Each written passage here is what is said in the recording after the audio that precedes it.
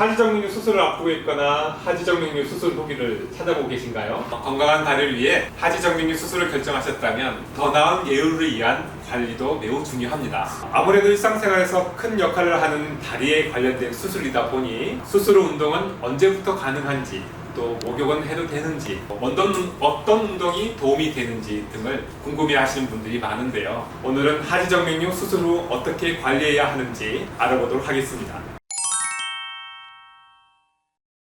네, 운동 종류에 따라서도 다르고 또 어떤 강도로 운동을 하느냐에 따라서 좀 차이가 있겠지만 상체 운동은 수술 바로 다음날 해도 전혀 상관이 없습니다. 걷기 운동, 스쿼트 같은 하체 운동, 달리기 등 하체에 하중을 싣고 힘이 들어가는 운동은 개인차가 있겠지만 수술 후 한 일주일 정도는 피해 주시는 것이 회복에 도움이 됩니다. 바로 수술 전에 하던 운동 강도를 그대로 시작하는 것이 아니라 회복이 되고 무리 없이 할 수 있을 것 같을 때 조금씩 운동 시간과 강도를 차차 늘려가는 것이 좋겠고요. 무리되지 않는 범위에서 운동 시간과 강도를 점진적으로 늘려가는 것이 좋겠습니다. 운동을 빨리 시작한다고 해서 특별히 수술 부위에 문제가 생기는 것은 아닙니다. 단 개개인마다 차이가 있으므로 무리가 되지 않는 편에서 운동 시작을 권유합니다. 수술 다음 날부터 샤워 가능하고요. 수영도 가능합니다. 단 뜨거운 물에 들어가는 것은 일주일간 안 하시는 것이 좋겠습니다.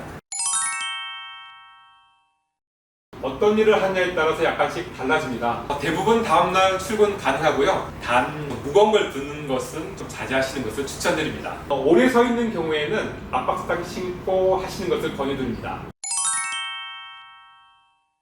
기본적으로 알코올이 우리 몸에 들어가면 상처에 물 지연시킵니다. 그래서 알코올을 섭취하시면 수술 부위에 염증이 생길 수 있기 때문에 수술 후 일주일간 음주를 피하는 것이 좋습니다. 단 배나실 시술할 경우에는 배나실의 단점인 알러지 반응이 있는데요. 알러지 반응은 음주를 하시면 더 잘 생깁니다. 그래서 약 한 4주간 음주를 권유드립니다.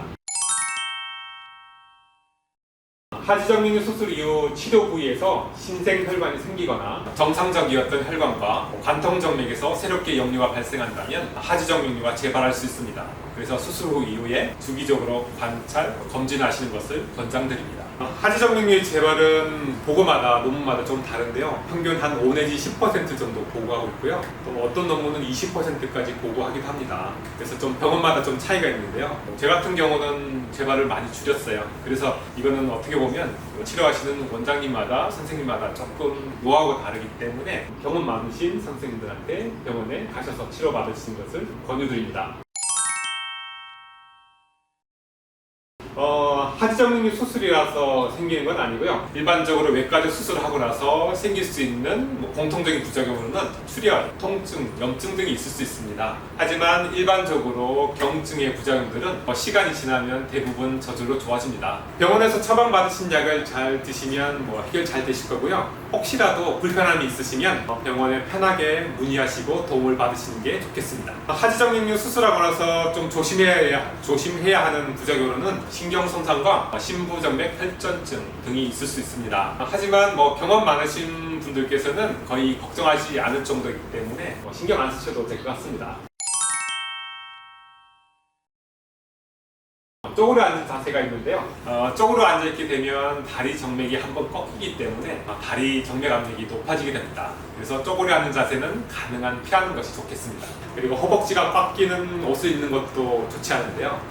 가끔 압박 스타킹이 꽉 끼는 느낌을 주고 있어서 꽉 끼는 옷이 수술 후에 좋을 거라고 생각하시는 분들이 있으신데요. 수술 후 허벅지가 꽉 끼는 스키니진 같은 옷을 입게 되면 수술 후에 더 부을 수 있기 때문에 피하시는 게 좋겠고요. 가급적이면 통이 넓은 바지를 입는 것이 좋겠습니다. 마침 요즘 오버핏, 루즈핏 같은 패션이 유행인데요. 유행에 맞춰서 통이 넓은 바지를 입어주시면 더 좋겠네요. 발거수 같은 수술은 장시간 운전을 안 하시는 게 좋을 텐데요. 시술하신 경우에는 장시간 운전을 해야 하는 상황이라 하더라도 중간중간에 자주 쉬어주시면 큰 문제가 되지 않습니다. 장시간 비행인 경우에는 시술하신 분들은 가급적 의료용 압박 스타킹을 착용하시고 탑승하시는 것을 권유드립니다. 있습니다.